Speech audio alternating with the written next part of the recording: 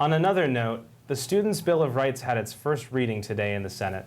If passed, the bill would be up for referendum in the upcoming spring elections, and if passed by a two-thirds vote, would urge the administration to adopt these measures. The preamble says, the intention of the Student Bill of Rights is to make students and the administration specifically accountable to nationally acclaimed documents establishing student rights, to clarify the students' rights established in the American University Student Code of Conduct, and to ensure fairness and equity in student-university relations on the American University campus.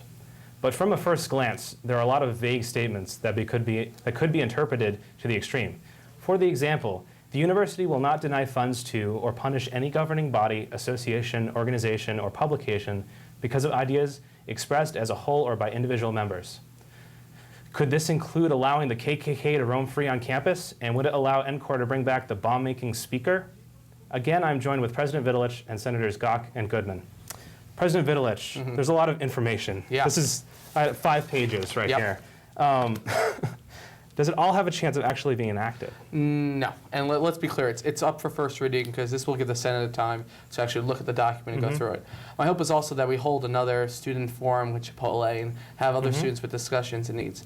My goal and Senator Spanchik's goal, who's the chairwoman of the committee that's of jurisdiction, is to have a document that not only that the administration will look as a resolution that students are calling for these rights, but also that they will acknowledge them and work towards them. And also, it makes us, as the students' representatives, held accountable. And I guess the only thing to say, it's about time. Right. Now, regarding some of the specifics on it, I think some of it is too specific. I think some of it's too vague. But the clause that you mentioned, it's because, you know, in the past, during anti-communist movements, the federal government has gone against universities and have asked for lists of college communists and so on and so forth. You know, with Dr. Kirwan being inaugurated as our 14th president and as alumnus of this institution, it gives us the opportunity to talk to the administration on equal playing ground.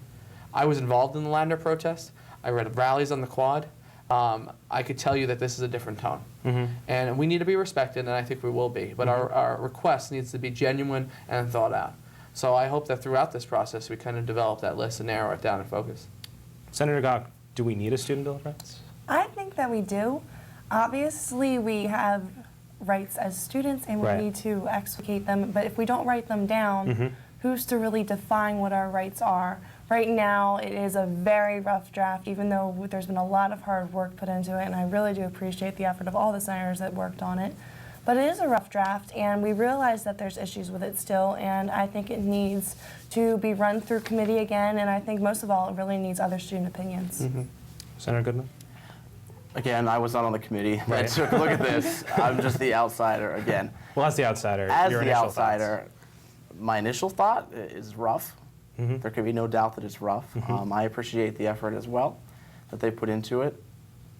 It certainly doesn't flow very well. It's about the, I mean, I have read through the whole thing, and there's a lot of good stuff in it. There's a lot of bad stuff in it. Bottom line, they're not going to agree to it.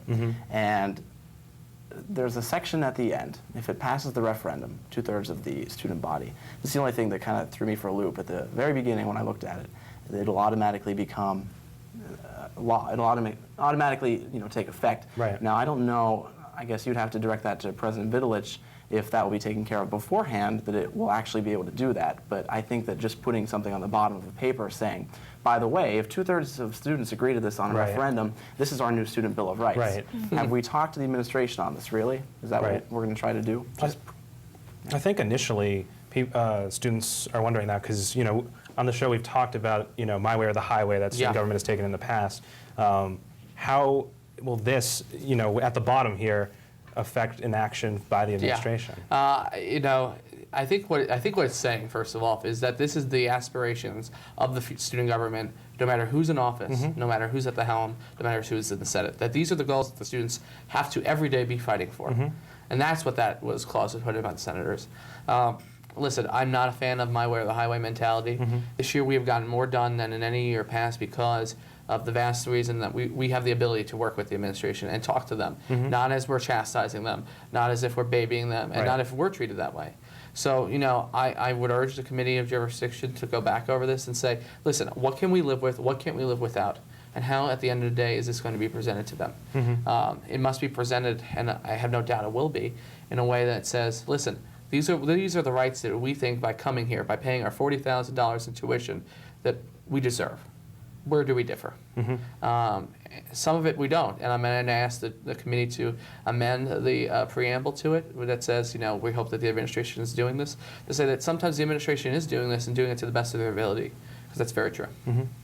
Well, kind of on a lighter note and on a different topic, Bravo Bill. There's been some grassroots movement to bring Bravo here, and everybody knows that I love Project Runway. I sense some sarcasm. Senator Gok, your initial thoughts on bring Bravo, the Disney Channel, and the Food Network.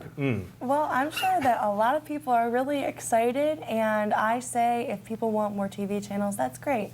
I didn't have a TV in my room until I found someone that was throwing their television out, quite frankly. And I think it's more important that while it's really important that we bring these things, I brought up in the meeting today when I asked President Vitalich, how do we ensure that everyone gets television channels? Because sometimes my television just doesn't connect to anything except AFTV, which is an excellent channel. We all love really AFTV here. But I think that we need to focus more on the little things, like making sure that everyone has a television access to the actual news. And then we can work on this. It's a really nice thought, and I hope it goes through, but I hope it's feasible. Senator Goodman? I wish I had time to watch as much television as some people apparently have the time to watch. Honest with you, I've gotten the invitation on the Facebook group about 5 times now to join this thing, and I don't really watch enough TV to know. This is one of those issues, I think, where the will of the undergraduates is going to supplant whatever I want. Right. As an at-large senator, I represent anywhere up to 6,000 undergraduates. Right. I swear if I get invited to that group one more time to bring Bravo on campus, I don't know. I'll probably vote for it. That's probably what I'll do. But I think that just as representatives of the student body, I think I'll invite you when I get back to my desk. Okay, thanks. That's what it takes to get a vote. Lastly, you brought it up in the first part that we were talking about in smoking, but you're working to give us a discount on the Metro. Yeah. And can you tell everybody a little bit about that? Yeah, it's something that's been my baby for, since I was one of these people and I was in the General Assembly. And it's something that it takes a lot of work and a lot of time. It also takes something that my successor, whoever he or she may be, has to carry the flag with, because if it drops, it drops. We've been working with 11 other universities in the District of Columbia and the surrounding region to secure a discount on Metro Rail and Metro Bus. We are close. We met with Chris Zimmerman, who's an AU alum and head chair of the WMATA board. And we are basically of the impression that if the university is willing, if all the universities are willing to commit some funds to this, they'd be willing to let students run for free. Your AUID will become a smart trip. Really? And it will be great service because not only that, we'll also save buses because they'll run N-line buses through the campus. So that it goes right to the Metro. Right. It'll also be applied to faculty and staff at the university. And again, kind of with the smoking bill, it's about time. We see it in Chicago, we see it in Salt Lake, we see it in Pennsylvania, we see it in New York. Right. It's all over the country. It's in the district. It's in the district for high school students and elementary school students and middle school students. So listen, there is no better constituency in the district where 145,000 people that do community service, that intern for free, that do the jobs that people don't want doing. Right. It's about time to recognize that, and we're making headway. And our next plan is to go to the consortium of DC college schools and actually make this happen. But again, it's going to take a lot of time. Listen, I'm not going to see it. I'm going to pay to ride the Metro to work in Arlington. But, hopefully for the next generation of AU students, it will be a reality. Your quick reactions, Senator Gok.